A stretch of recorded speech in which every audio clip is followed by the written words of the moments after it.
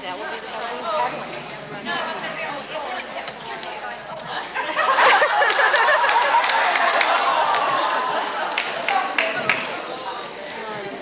Hello, you lovely people. Holy moly. Boy, this is like a lifetime in a weekend, isn't it? Yes! Gosh. Okie dokie. As usual, we've probably got a lot less time than all of us, including me, would like. First of all, can you hear me? Yes! Okay, now I'm in trouble. There are a couple of things that I'd like to touch on really quickly before we get to questions. One is that this hotel, in its relative wisdom, does not warn people that it's in an area that is not really safe to be walking around at night. We had an incident last night that most of you probably heard about, where Pamela was mugged across the street from the hotel. It is not a safe area to walk in at night, and people who are not in there, I mean, I've lived in Los Angeles all my life, I've never been mugged, but it's my turf. I know what areas to be careful. Even in small towns, there are areas where you don't go at night. The problem is with people who are from out of town, they're inside of the hotel. These people were across the street, there were 9 of them together, and they still jumped her for her camera. And she put up a hell of a fight, beat off the attacker, and she wasn't concerned about the camera, she just didn't want to lose the videotape inside it.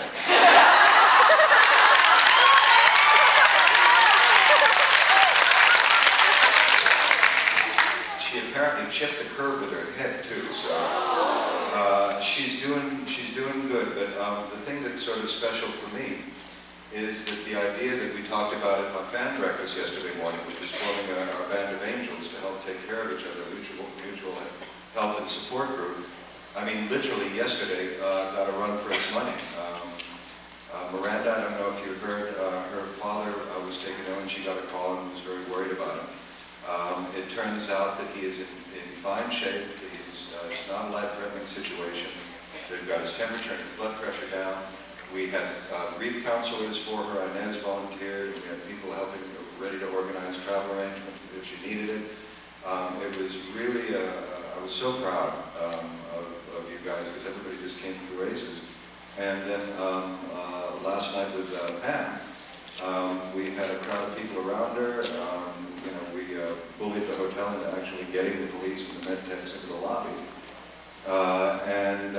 There were a few of the angels, Edward's angels, who actually went with her to the hospital, stayed with her, brought her back, stayed up with her all night. She had to be awakened every 2 hours. There was no concussion, but she's got an ostrich, an emu egg, actually. She's an emu egg-sized lump on the top of her head. And although, like I said, there was no concussion, there was concern about a hematoma, so they had to wake her up every 2 hours.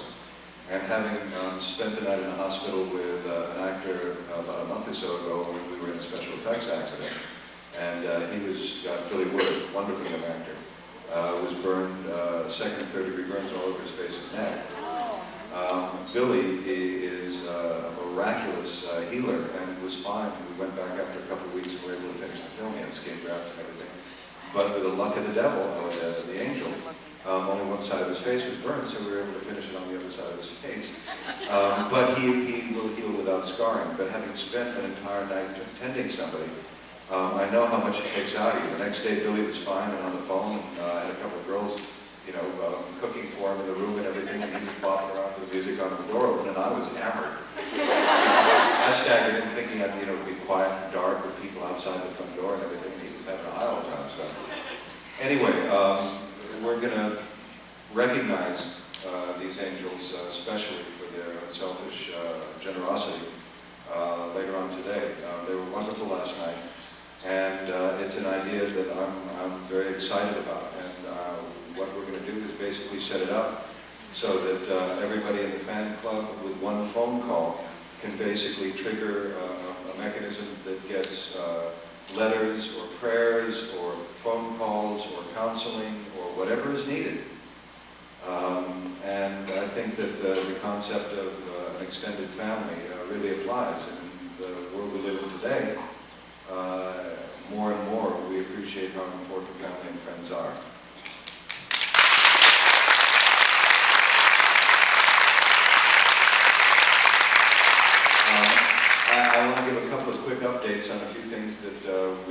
chatted about in Vegas, Texas before.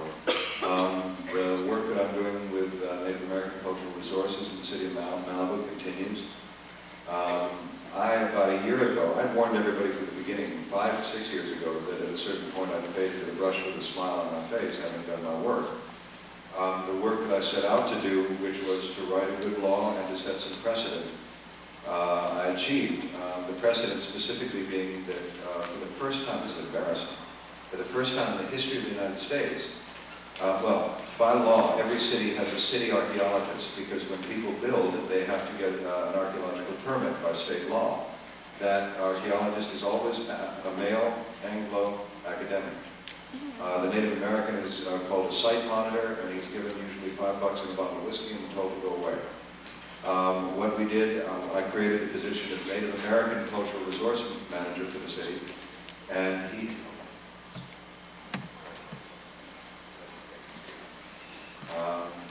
for the first time, there is by contract in the city of Malibu, the exact same contract that the city archaeologist has, the same pay, the same respect, the same power.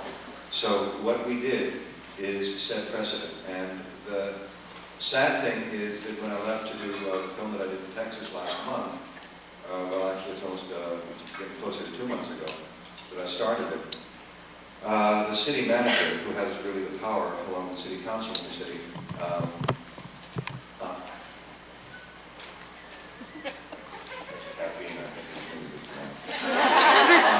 the minute I left town, what shall I call it, it's SOB, fired the cultural resource manager. And there was a great fear the city council was up in arms, but it turns out legally he was able to do it. So it's a situation of really sort of slogging uphill at this point.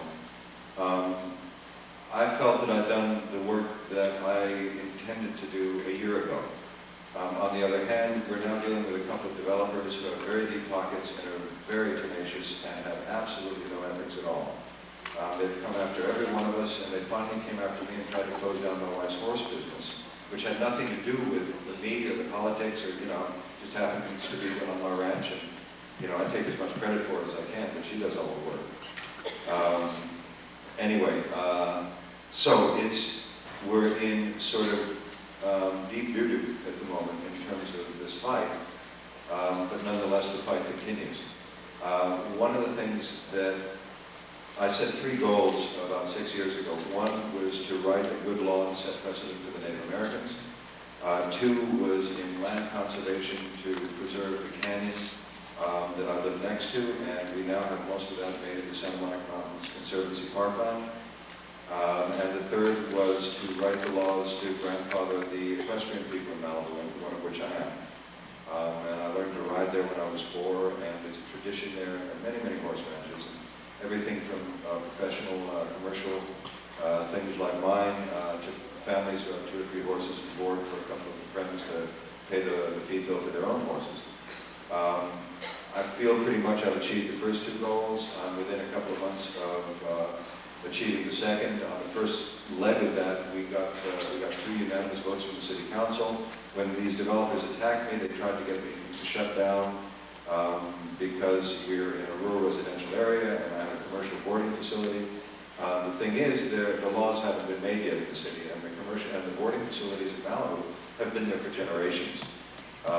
But like I said, the first attack was to try to close us down, and we were able to fend that off and win a really butt-kicking victory.